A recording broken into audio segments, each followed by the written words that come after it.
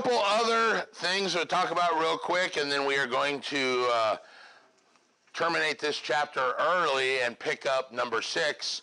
I'm going to the balance of this chapter. There are actually 3 other areas that we want to talk about. We have touched on condos, co-ops, and timeshares, and apartments.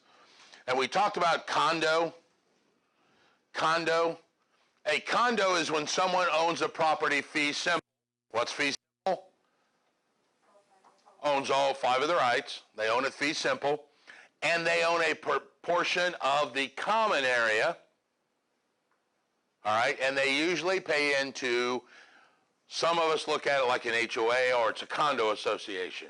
Works the same way, okay? So in a condo, I own, and I have a portion of the common area. You had mentioned earlier about foreclosure, and I told you this is a problem with condos you got to be worried about. You know, if one of the condo members goes into foreclosure, they could attach the parking lot because that person owned owned that condo and 25% of the common area. So that could be a potential issue.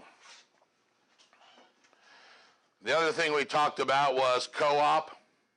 Remember, a co-op is where we all join and get a company, and the company holds title to the property.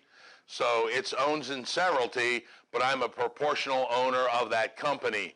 That allows a lot more control of who can buy into that. Once again, that's another problem, and that's where we say that control is exercised through financial. It's an economic control. You know, we got to economically qualify this person that's going to buy into Tiffany's stuff, because if they can't afford the monthly payment, that could put our whole building into foreclosure unless someone covers them. So sorry, we don't want her to buy in. A lot of times they use that control for other reasons other than economic, and that's not right, but that's the problem with it. They do issue shares of stock because it is a corporation, and that shares of stock usually equate to buying a condo. You know, I want to buy into a co-op. My shares of stock are going to be $180,000, but it would be no different than me buying that condo. That's $180,000. All right, so that's how that money kind of translation works for that. Timeshares. Actually, I want to leave timeshares for tomorrow so we can talk about timeshares, and it'll make it a lot more interesting. Basically, a timeshare is you own a portion of a certain time. I own a condo down in Disney World. You guys know what Disney World is? Disney World is a human trap ran by a rat. Yeah. It's in Orlando. We have in Orlando, and we go to it. We've gone every year. We use it. I brought my husband one time. Never do it. I go.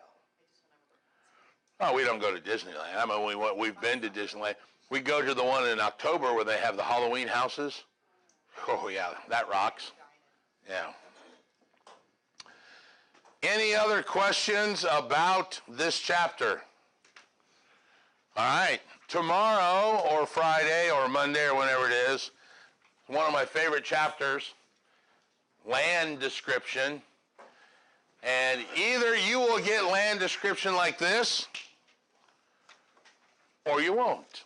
And typically those that don't never get it. All right? But it's fun. There's a logic to it. Chapter 6 is the whole reason I got 2 boards when I started this, because at one point we will have both boards full of information on learning how to deal with land descriptions. If you have any questions before then, give me a call. Are we good? Have a good evening.